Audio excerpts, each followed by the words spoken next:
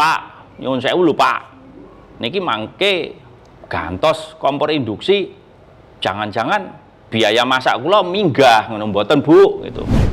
Cara berkomunikasi terhadap masyarakat itu memang harus kami tata, yang betul-betul yang langsung mematahkan segala keraguan. Bagaimana kami berbicaranya itu dari hati ke hati. Jangan sampai biaya memasaknya naik, jangan sampai daya beli masyarakat turun. Alhamdulillah ini kondisi keuangan PLN juga dalam kondisi aman.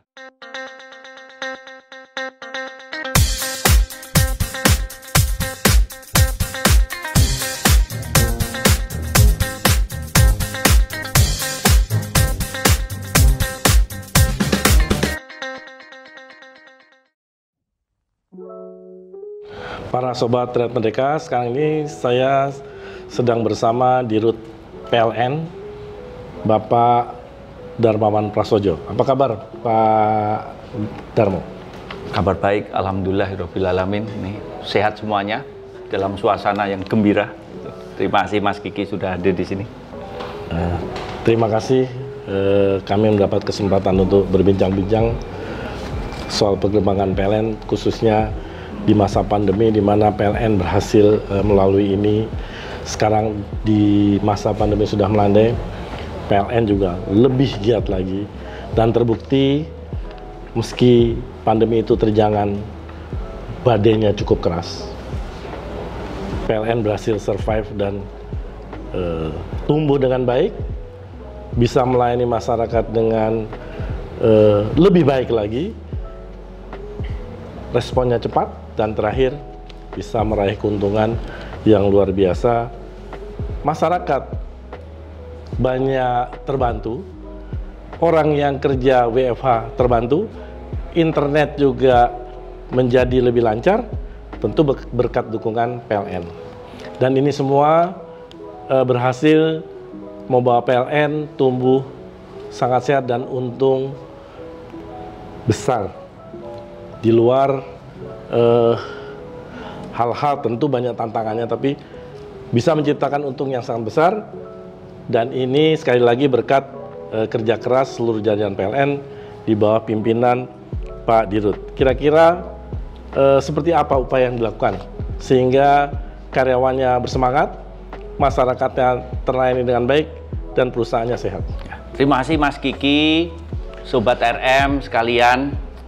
Jadi pertama, apa itu esensi dari PLN? Yaitu melayani masyarakat, melayani pelanggan dari PLN. Dan untuk itu pertama kali kami bertugas di PLN ini, kita petakan mengapa kok pelayanan terhadap pelanggan itu kualitasnya masih kurang prima. Dan itulah yang kita perbaiki di awal dulu pelayanan pelanggan. Nah, kami melihat di dalam ternyata begitu ada keluhan pelanggan, prosesnya berbelit-belit, sangat panjang sekali. Dan banyak sekali manual dan tidak termonitor secara baik. Akibatnya memang banyak sekali keluhan yang petugas kami nanti kemudian datangnya 5 jam kemudian, 7 jam kemudian, dan itu pun tidak termonitor oleh manajemen. Nah, untuk itu kita mengubah bisnis proses yang tadinya kompleks, yang panjang, yang berbelit, kita bongkar, kita ringkas, kita sederhanakan menjadi bisnis proses yang cepat, ditambah lagi kita konsolidasikan, kita monitor. Nah, untuk itulah dulu ada namanya PLN Mobile yang lama, itu ratingnya 2,5. Yang download hanya 500.000, yang uninstall 450.000, dan ini menjadi tantangan tersendiri karena ini adalah suatu pelayanan terhadap pelanggan kami yang menjadi kurang konsisten, kurang berkualitas, dan banyak sekali komplain yang masuk. Nah, kami buat suatu platform yang baru, PLN Mobile yang baru, di mana di dalamnya bisnis prosesnya kita bongkar, kita ringkas, kita sederhanakan itu. Nah, begitu ada keluhan, langsung kita tembakkan ke kantor cabang kami, dan kami ukur responnya 1 menit, 2 menit, 3 menit, dan kita membuat ini KPI dari kantor cabang. Kemudian kita tembakkan langsung ke petugas kami di lapangan, dan kami monitor juga. Sehingga dalam hal ini yang tadinya lambat menjadi cepat karena semua bisnis prosesnya cepat dan dimonitor, dan ini menjadi tolok ukur kriteria baru bagi kinerja dari tim kita masing-masing. Kemudian kedua adalah kami juga memfasilitasi fitur-fitur untuk berkomunikasi langsung dengan pelanggan. Jadi kalau di PLN Mobile yang baru, langsung tahu petugasnya sudah berjalan, berapa menit lagi akan sampai.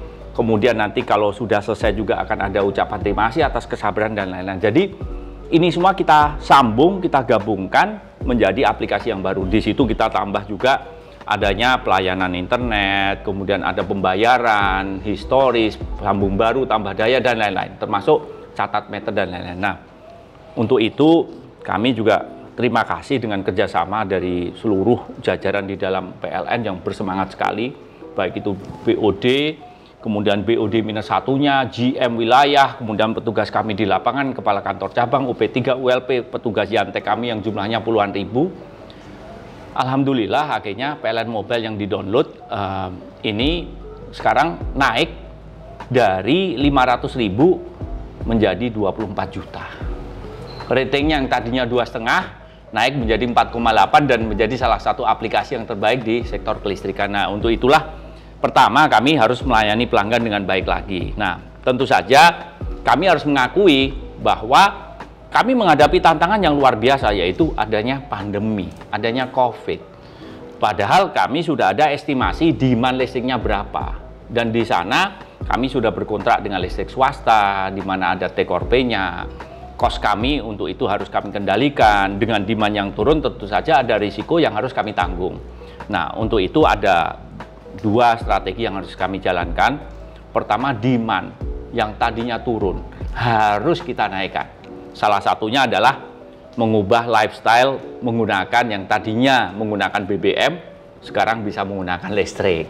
Ini contohnya electrifying agriculture, penggilingan padi, pompa air, drying untuk padi, electrifying marine yang untuk kapal-kapal. Kemudian juga captive power, banyak sekali industri yang masih menggunakan pembangkit listriknya sendiri. Kami berusaha membujuk agar mereka bisa menggunakan listrik PLN karena lebih efisien, lebih murah, lebih andal, lebih nyaman, dan lain-lain. Nah, inilah yang usaha-usaha kami secara menyeluruh, termasuk ada kompor induksi yang dari kompor LPG, kemudian ke kompor induksi, kompor listrik yang jauh lebih murah, lebih aman, lebih nyaman, kemudian mobil yang tadinya BBM menjadi mobil listrik.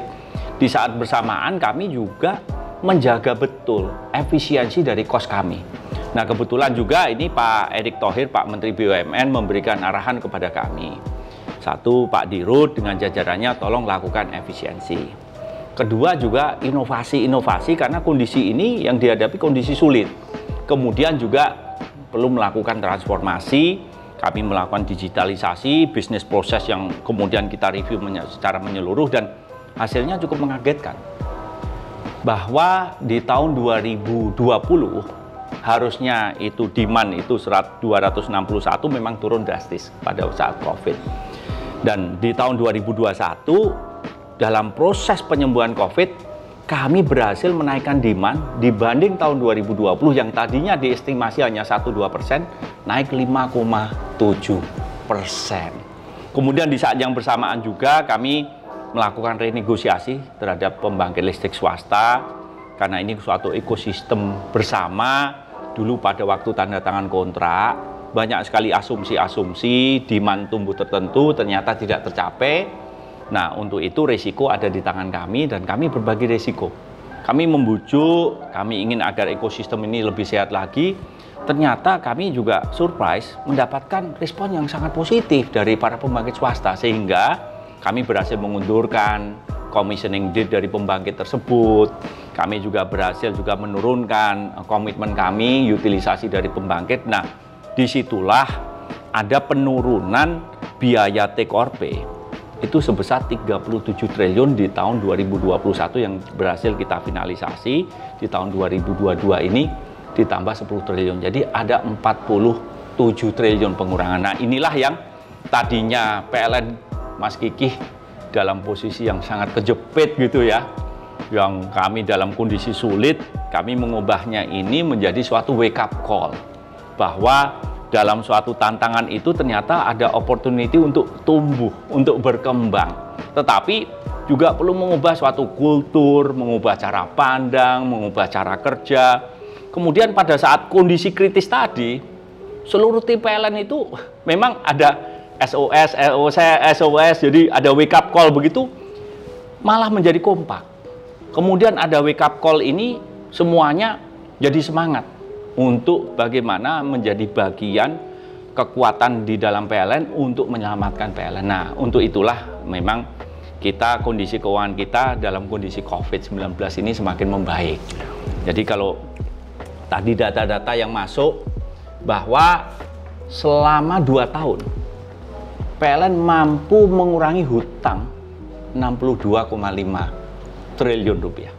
Jadi dalam kondisi COVID malah hutangnya bisa kami tutup. Artinya kami melakukan agresif debt management, yaitu baik itu pinjaman pokok maupun bunga kami bayarkan. Nah, di tahun 2021 saja kami berhasil mengurangi biaya OPEX kami karena mengurangi pinjaman ini sebesar 7 triliun per tahun. Nah, itu pun bisa di carry over selama 5 tahun, yaitu 5 triliun per tahun. Kemudian juga biaya pokok produksi ini turun dari 1.348 menjadi 1.333 di tahun 2021 sendiri. Nah, kemudian juga EBITDA kami naik, kemudian tentu saja pelanggan kami juga meningkat drastis dari 79 juta menjadi 33,9 juta. Aplikasi kami juga menjadi pemersatu konsolidasi bisnis proses sehingga pelayanan pelanggan juga naik drastis. Kemudian juga ini yang penting kontribusi pajak.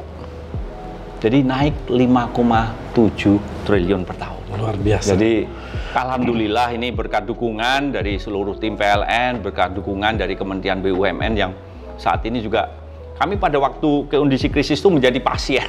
Jadi hampir seminggu 2-3 kali kami berkomunikasi, kami melaporkan kondisi seperti apa, kami langsung mendapatkan arahan bimbingan baik itu dari Pak Menteri, dari jajarannya, semuanya.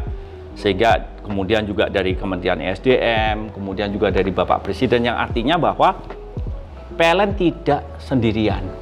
Tapi kita berbicara suatu, ini pemerintah, ini ada BUMN, semuanya dalam satu barisan, rampak barisan yang semuanya bersama-sama saling mendukung agar kita bisa menghadapi krisis ini dengan baik. Gitu, jadi kontribusi pajaknya naik luar biasa ini. Sekali lagi kami juga memberikan apresiasi. Tadi kan ketika awal pandemi ada kekhawatiran terjadi penurunan demand. Jadi memang kemudian Pak Dirut bersama jajaran pimpinan kemudian berpikir keras, juga akhirnya sampai ke level direksi -1, mencari cara-cara yang ampuh untuk mengatasi ini. Pertama mapping, kedua mungkin dengan mikroskop yang lebih detail, sehingga berhasil melihat perusahaan-perusahaan ini, persoalan yang tadinya kira-kira mungkin tadinya sulit dipecahkan, tapi kemudian berkat lebih dipetani lebih detail, secara ditekuni, akhirnya bisa berhasil melalui ini semua, dan sekarang bahkan lebih cepat lagi antara lain dengan mencoba konversi kompor tradisional ke kompor induksi. Induksi ini mudah-mudahan juga bisa segera dimasalkan. Ini apakah program memasalkan kompor induksi ini bagaimana nih nanti ke depannya? Per tahunnya bagaimana nih? Memang ada pepatah Belanda masih jauh gitu. Jadi kalau Belanda masih jauh ya tenang-tenang saja. Tapi kalau Belanda udah dekat, wah langsung berdiri semuanya, angkat senjata. Nah, ini juga yang terjadi dengan PLN. Kalau tidak ada pandemi COVID-19, mungkin kita santai-santai saja. Gitu. Tapi begitu ada COVID-19, demand turun drastis, estimasi demand yang tidak terpenuhi, kontrak yang risiko penuh dengan itu. Nah, Belanda sudah dekat. Bangun semuanya, Mas Kiki.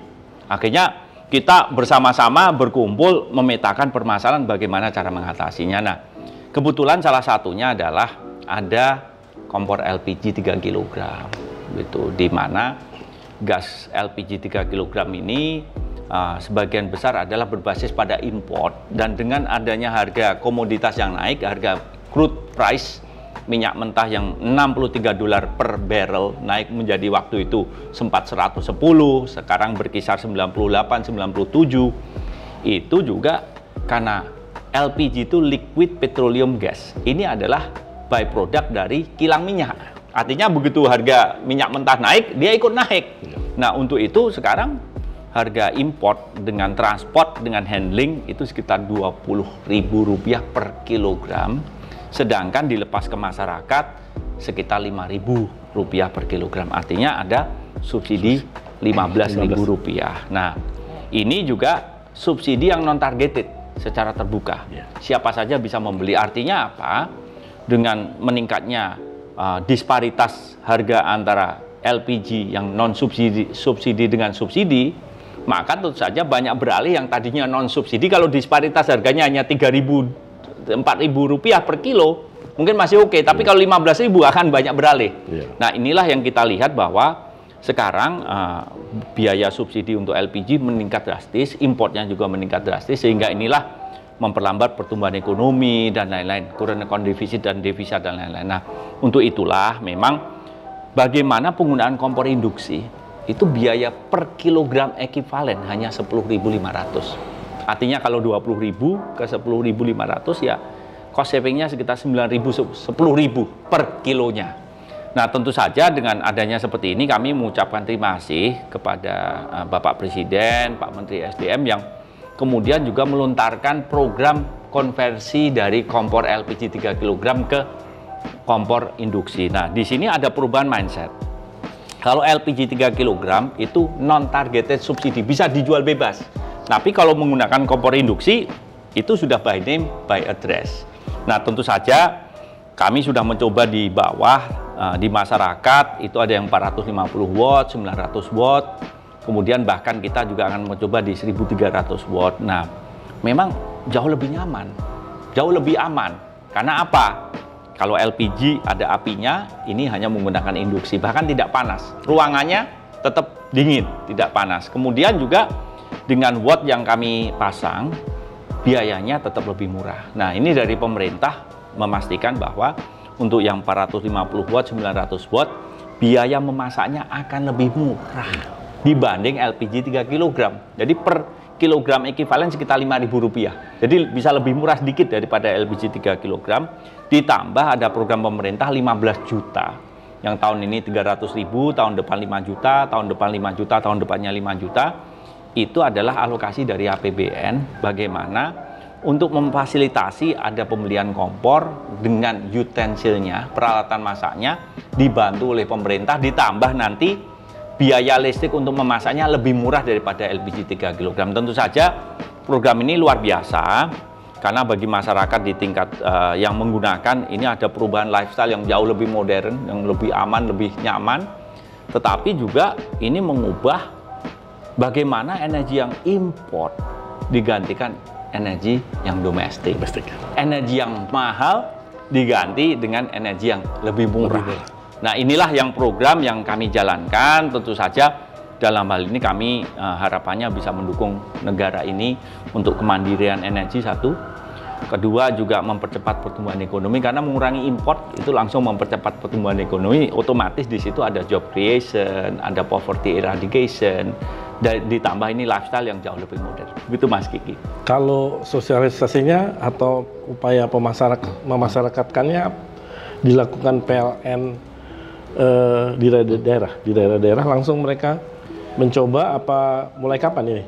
Sudah, jadi kami sudah memasang untuk pilot project itu di Bali, kemudian ada di Solo, nanti ke depan ini ada di Bandung, ada di Surabaya, ada di Semarang dan itu. Tapi untuk tahun ini karena tinggal tersisa hanya 4 bulan, hanya 300.000. Nah, tahun depan akan 5 juta. Jadi untuk selama 4 bulan ini kami lebih 300.000 itu bagaimana memastikan agar program ini betul-betul berjalan di tingkat operasional. Ini sebagai contoh dari para pemakai yang berpindah dari kompor 3 kg ke kompor listrik, kompor induksi menanyakan, Pak, ini nambah daya atau bukan? Karena nambah daya itu adalah kenaikan tarif listrik. Oh tidak, ini bukan nambah daya.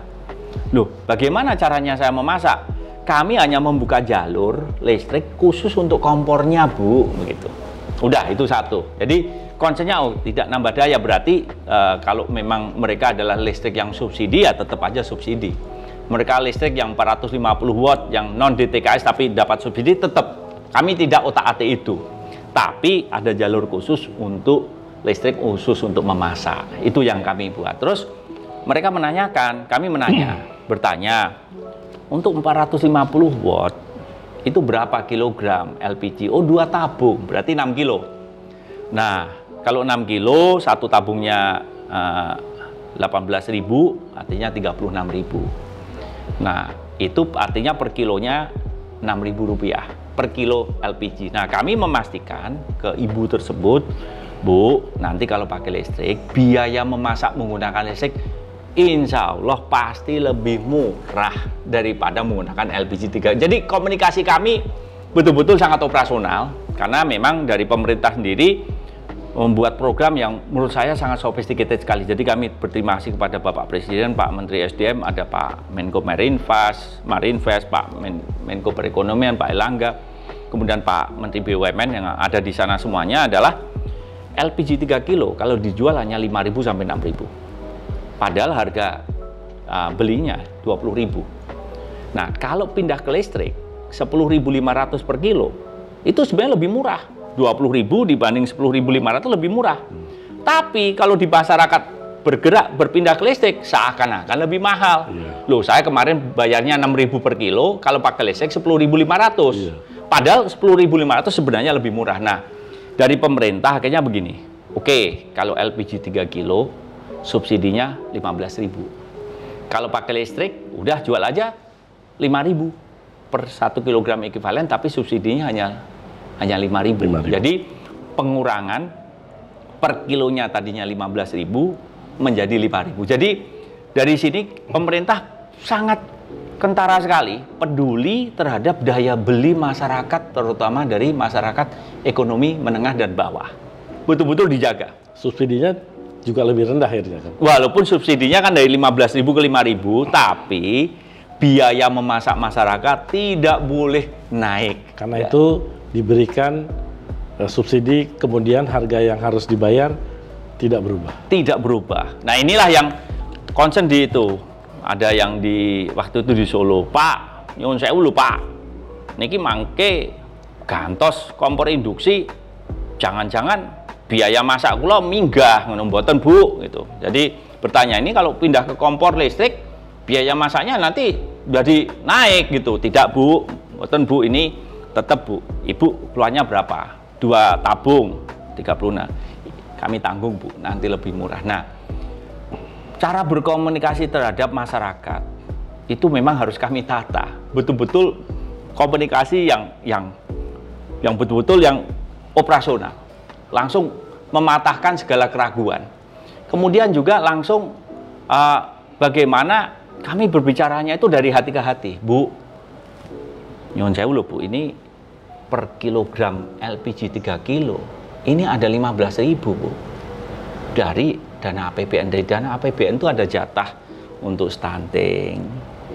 Dari 15.000 itu ada jatah untuk program keluarga harapan untuk keluarga yang tidak mampu.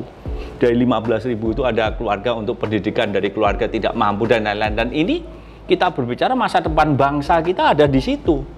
Nah, ini kemudian digrogoti untuk bagaimana subsidi energi yang berbasis pada impor pula. Nah, ini pemerintah kemudian mengganti ini dengan energi yang lebih murah juga berbasis pada domestik. Nah, ini saya melihat bahwa pemerintah dalam hal ini sangat cerdas, betul-betul memetakan dan kemudian big picture-nya, strategiknya kena, kemudian diambil suatu keputusan, kemudian dikaskading, dioperasionalisasi sampai ke bawah. Ini kami luar biasa dengan program pemerintah ini, tetapi tetap pemerintah jangan sampai biaya memasaknya naik, jangan sampai daya beli masyarakat turun, dan lain-lain, inflasi naik. Jadi kami melihat kepedulian dari pemerintah dan kami sebagai PLN itu sangat mengapresiasi dan menjalankan itu dengan sepenuh hati.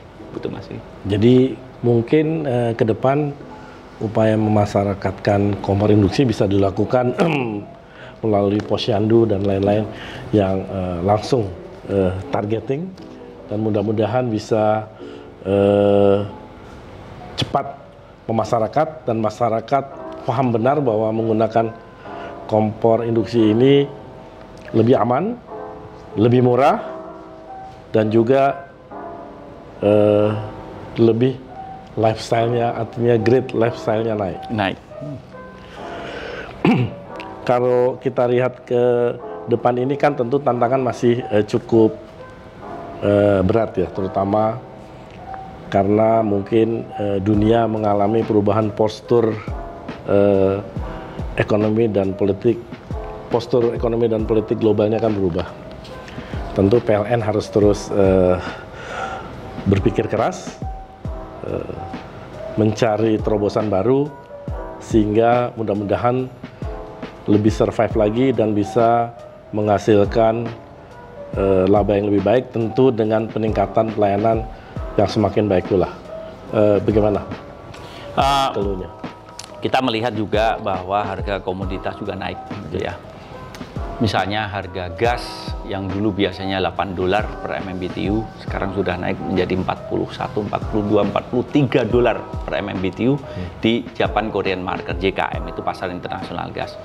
Kemudian juga batu bara yang biasanya di bawah $70 per ton, saat ini sudah di atas $400 per ton. Jadi kemudian juga harga bahan bakar minyak yang dulu crude $63 ya, asumsi kita di tahun ini, ternyata sudah naik sempat ke 110, 115, saat ini sekitar $98 per barrel. Nah, inilah yang kita tantangan yang kita hadapi saat ini.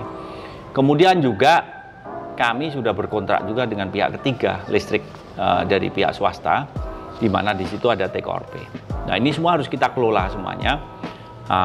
Nah, tentu saja satu, kami memastikan bahwa demand terus tumbuh. Karena dengan demand tumbuh, tentu saja listrik yang kami produksi bisa terserap, dan utilisasi aset kami juga bisa terkoreksi menjadi lebih baik lagi, dan dari sana akan muncul tambahan gross revenue bagi kami. Itu penting. Nah, kedua adalah dari sudut pandang energi primer, apapun kenaikan itu akan meningkatkan biaya produksi kami dan dipasru baik itu ke pelanggan maupun ke pemerintah. Nah, inilah yang harus kita perjuangkan. Nah, untuk itu kami mengambil langkah-langkah secara komprehensif, Mas Kiki. Satu, kami mengapresiasi juga kebijakan dari pemerintah untuk menjaga agar pasokan gas kita yang dari dalam negeri ini, kami sudah berkontrak jangka panjang sampai 2034 dengan jumlah kargo yang cukup besar. Nah, dengan harga tertentu yang sudah dipatok, yang artinya adalah dengan adanya fluktuasi harga gas LNG di dunia ini, kami terlindungi, terenkapsulasi dari resiko tersebut, dan itu sudah kami lakukan kontrak-kontrak yang jauh lebih antisipatif, sehingga lonjakan harga gas ini hampir tidak berpengaruh bagi kondisinya PLN. Ada pengaruhnya tapi tidak banyak. Kemudian untuk batu bara juga kami melakukan, tadinya kontraknya jangka pendek, kami membangun suatu kontrak yang lebih sustainable, yang lebih kokoh menjadi kontrak jangka panjang. Itu membuat pasokan kita juga lebih aman. Kemudian juga kita membangun sistem digital di mana kita memonitor, menginforce kebijakan untuk domestic market obligation. Karena DMO domestic market obligation itu mengatur baik bukan hanya volume tetapi juga price. Jadi diatur dua-duanya. Ini sudah kami enforce. Nah, apakah ini sudah cukup aman? Nah, saat ini memang stockpile batubara kami sempat di akhir tahun lalu turun drastis dan kami sempat mengalami kondisi kritis. Saat ini begitu, ini kami sudah kelola dengan jauh lebih baik, kondisinya aman, masih di atas batas aman yaitu 15 hari operasi. Tetapi juga ke depan adanya disparitas harga, bahwa DMO kami $70 per ton, harga internasional $400 per ton, artinya disparitasnya tinggi sekali. Ini harus diselesaikan. Nah, kami juga berkonsultasi dengan pemerintah, dan pemerintah di sini juga meng-acknowledge, mengidentifikasi disparitas harga ini harus diselesaikan secara permanen. Jadi saat ini pemerintah sedang merancang suatu skema berkontrak dengan PLN itu seakan-akan menggunakan market price. Tapi PLN tetap membayar 70. Sisanya nanti dari bagaimana antar penambang dengan penambang kemudian diselesaikan menggunakan suatu mekanisme tertentu. Nah, kami juga mengapresiasi ini, artinya bahwa pemerintah pun memetakan ini dan mulai melihat tren bahwa stok dari batu bara walaupun aman, tapi trennya sudah mulai turun sedikit demi sedikit. Sampai saat ini masih aman, tapi tren ini kalau dibiarkan selama 8, 9, 10, 12 bulan mendatang, mungkin kondisinya akan bisa menjadi kritis lagi. Nah, ini sedang kita selesaikan. Nah, untuk yang BBM memang kami harus mengakui bahwa kenaikan $1 minyak mentah per barrel itu mempengaruhi penambahan biaya kami sekitar 400 miliar.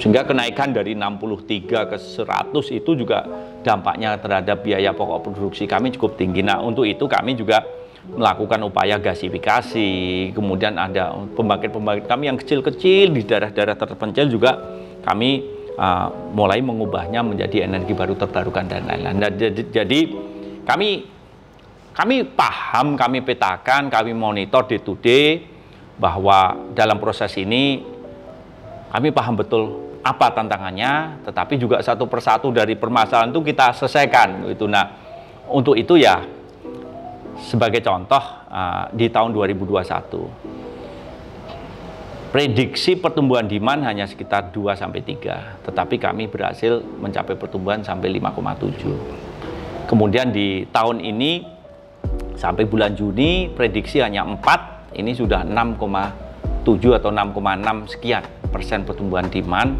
dan itu adalah upaya kami secara menyeluruh. Di lain sisi juga kami mulai melakukan pengetatan dari likuiditas pengeluaran kami. Jadi kami ada rolling forecast dari pengeluaran kami dari day to day, week by week. Kami melihat visibility seperti apa. Kemudian kami juga melakukan digitalisasi dari payment, semuanya secara digital, jadi cepat, mudah. Pada waktu di tahun 2020 kita punya hutang jangka pendek itu 20 triliun Mas Kiki. Artinya kontraktor kita yang sudah menyelesaikan pekerjaannya, yang sudah rampung, sudah deliver, 20 triliun belum terbayar, kasihan mereka. Nah, kami langsung melakukan suatu digitalisasi payment yang langsung cepat, sehingga hutang kami jangka pendek yang 20 triliun saat ini mendekati nol, Mas. Jadi cepat sekali pembayaran, artinya ekosistem kita menjadi lebih sehat.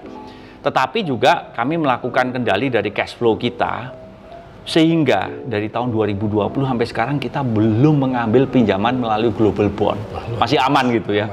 Dan kita jaga betul, bahkan dalam proses menghadapi COVID ini, pembayaran utangnya juga kami percepat. Sehingga overall alhamdulillah ini kondisi keuangan PLN juga dalam kondisi aman. Nah, kedepannya tantangan masih ada, tetapi kita waspada. Begitu Mas? Ya, terima kasih.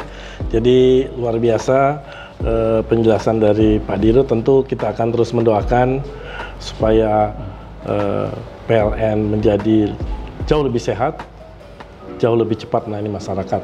Kami berterima kasih mendapat kesempatan bincang-bincang ini. Para Sobat RM, demikian bincang-bincang kami dengan Pak Dirut PLN.